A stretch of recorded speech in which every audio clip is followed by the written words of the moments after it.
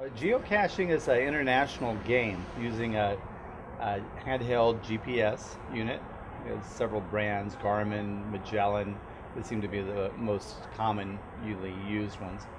Um, People will get an ammunition can and they'll fill it up with trinkets, kids stuff, and go out in the middle of the desert or in a mountain or in a tunnel underground, and they'll hide it. They'll mark chords, the satellite way above, and they'll go on geocaching.com and write down the coordinates where they hid the cache.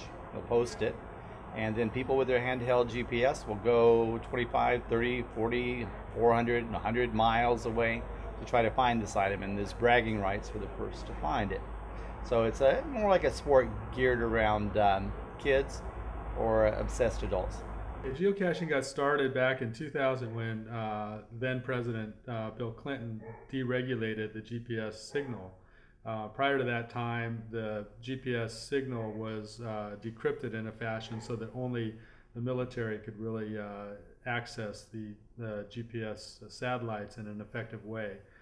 It was scrambled to the point where if you had a GPS unit, you could use the technology, but it would only get you within 500 feet or so of the coordinates that you were trying to find. So once the signal was deregulated, somebody took a little container up in Oregon, and they went out and they hid it in the woods somewhere in Oregon, posted the coordinates on a bulletin board, and basically started geocaching. The most frustrating puzzle was probably, it was a Tima Delos puzzle, and it was called 10 Towers. And I just, it was about 2.5 years to figure it out. Just getting clues here and there before I figured it out. Geocaching for me is mostly a way to get exercise and a way to, to get myself outdoors and to do a lot of hiking. I've done a lot of hiking as a result, and just to have more of an outdoor activity rather than being indoors all the time. I just finished one that was underground through a drainage pipe. I had to bend over and crawl about 400 feet. Fortunately, I had a flashlight and found it. It was called Slime City. And there were little stalactites growing from the top, and it was an adventure. Yeah. There have been times when geocaches have been found and they've been mistaken for incendiary devices or bombs of some sort. The bomb squad gets called in, and but most responsible geocachers will put a sticker on the outside of their geocache or use a clear plastic container so that the contents are well known, and that prevents that type of thing from happening. Geocaching, it's family oriented, it's exercise. It exercises your brain as well. And for me, I'm retired, so it keeps my brain active doing the puzzles, the unknown caches, exercise in the trails. And so at least 2 to 3 times a week we're out hiking.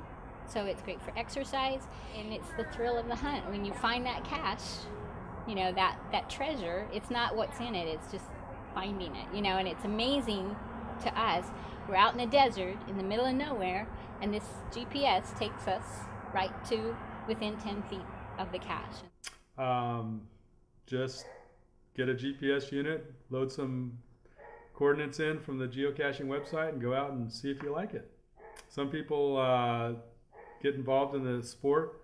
They go out and they just get hooked. They just think it's the coolest thing around. Other people, they go out and they go, oh, well, this is kind of dumb, and they never really get excited about it. It's all a matter of personal taste. But I've seen some people that have just gotten so excited about it, and they just kind of like me, and they get hooked on it. Go to geocaching.com, and it'll explain to you the basics. And then there's a lot of events, like we're at an event now where you can get together with other people that have been geocaching, or just go on geocaching.com and type in your zip code and see how many caches are within a mile radius of where you already are. You'll get hooked.